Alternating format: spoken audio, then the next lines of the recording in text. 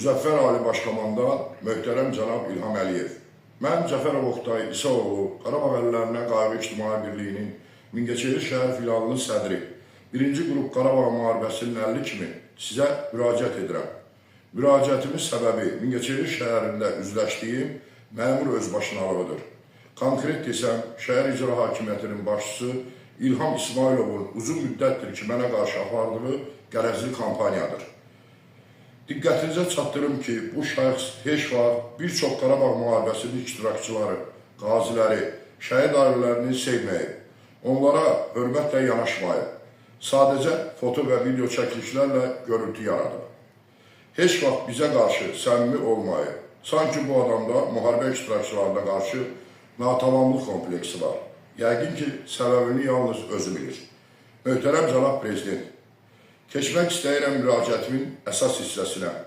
Öncə qeyd edim ki, icra başçısı İlham İsmailovun sifarişi ilə saxta profillər üzərindən haqqını tələb edən qazilərə qarşı qarayaxma kampaniyası apartdırır. Son qurbanlar isə mən və 2-ci Qarabağ müharibəsinin qazisi Anar Mehdiyevdir.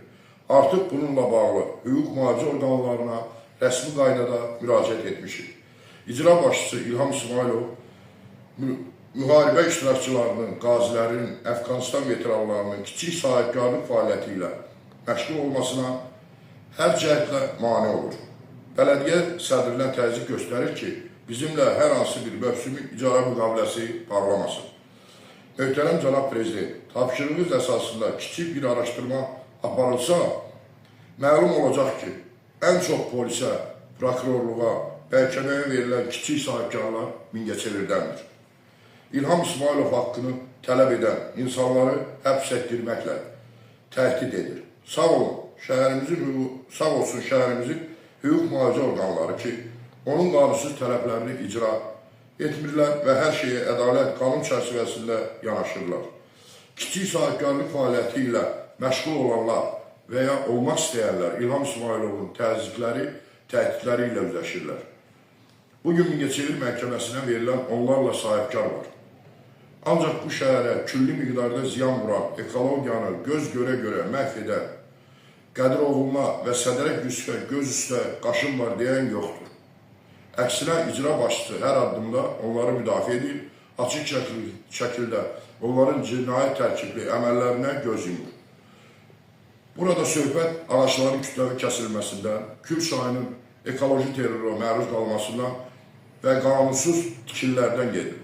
Baxmayaraq ki, Sədərək Yusif dövlətimizə xəyanət edən Ramiz Mehdiyevin bir zət ortağıdır. Necə olur ki, icra başçısı oktyabrın 29-da keçirdiyi şura iclasında xeyli sayda insanın işlədiyi balıq zavodunu əsassız olaraq hədəfə alır, ancaq Ramiz Mehdiyevin ən yaxın adamlarından biri olan Yusifin Kür çayına törətdiyi ekoloji cinayəti görməzdən gəlir.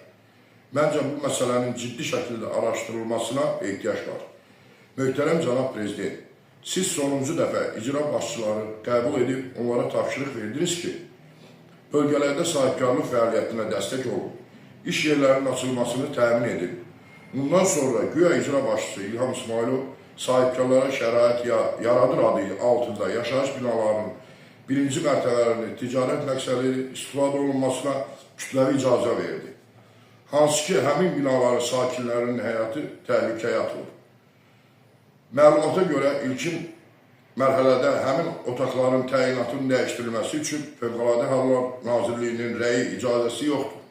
Necə olur ki, Heydər Əliyev prospektində yaşayış binalarının tən ortasında, məhəllənin içində balıq evinin və yaşayış binasının balkonunun düz 2 metrliyində otel tikintisinə icazə verir. Amma mənə və mənim kimi yüzlərlə imtiyazlı və imkansız insanlara qarşı təzyiqlər edir.